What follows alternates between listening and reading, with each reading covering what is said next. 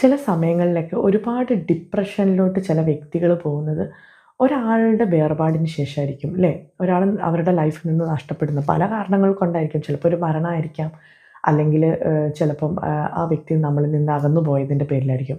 ഈ ഒരു ഡിപ്രഷനിലോട്ട് പോയത് എന്തുകൊണ്ടാണെന്ന് വെച്ചിട്ടുണ്ടെങ്കിൽ നമ്മൾ ആ വ്യക്തിയുമായിട്ട് ഒരു ഓവർ അറ്റാച്ച്മെൻറ്റ് വെച്ചതുകൊണ്ടാണ് അല്ലേ? ഒരു വ്യക്തിയുമായിട്ട് ഒരുപാട് നമ്മൾ അറ്റാച്ച്മെൻറ്റ് വെക്കുകയോ അതുപോലെ തന്നെ ഒരു ഡിപ്പെൻഡൻസി വെച്ച് കഴിഞ്ഞിട്ടുണ്ടെങ്കിൽ നമ്മുടെ ലൈഫിൽ ഒരു നമ്മുടെ സ്ട്രെങ്ത്തൊക്കെ വീക്ക്നെസ് ആവും. അതേപോലെ തന്നെ നമുക്ക് ഈ ഒരു വ്യക്തി പോയി കഴിഞ്ഞാൽ ഒരു എംപ്റ്റിനെസ് ആണ് ഫീൽ ചെയ്യുന്നത് അല്ലേ? ചിലപ്പോൾ നമ്മുടെ പാരൻസ് ആയിരിക്കാം, നമ്മുടെ ബെസ്റ്റ് ഫ്രണ്ട് ആയിരിക്കാം, അല്ലെങ്കിൽ നമ്മുടെ ഹസ്ബൻഡ് ആയിരിക്കാം, നമ്മുടെ മക്കളായിരിക്കാം, ആരും ആയിരിക്കാം അല്ലേ? നമ്മുടെ ലൈഫിൽ എല്ലാവർക്കും ഇമ്പോർട്ടൻ്റ് എന്ന് കരുതുന്ന ചില ചില റിലേഷൻഷിപ്പൊക്കെ ഉണ്ട്. അവരില്ലാതെ നമുക്ക് ജീവിക്കാൻ പറ്റാത്തൊരവസ്ഥ. നമ്മുടെ സന്തോഷവും നമ്മുടെ സങ്കടവും എല്ലാം അവരുമായിട്ടായിരുന്നു നമ്മൾ ഷെയർ ചെയ്തുകൊണ്ടിരുന്നത്.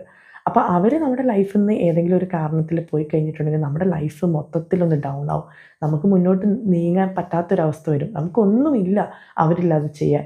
ആ ഒരു അവസ്ഥയിലോട്ട് നമ്മൾ പോകും. അത് ഒഴിവാക്കണമെങ്കിൽ ഏത് റിലേഷൻഷിപ്പിലും ഒരു ബൗണ്ടറി കീപ്പ് ചെയ്യണം നമ്മൾ.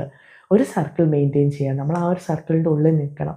അവരുമായിട്ട് ഞാൻ സ്നേഹിക്കരുതെന്നല്ല പറയണത്. ഒരു അറ്റാച്ച്മെൻറ്റിൽ നമ്മളൊരു ബൗണ്ടറി കീപ്പ് ചെയ്യണം.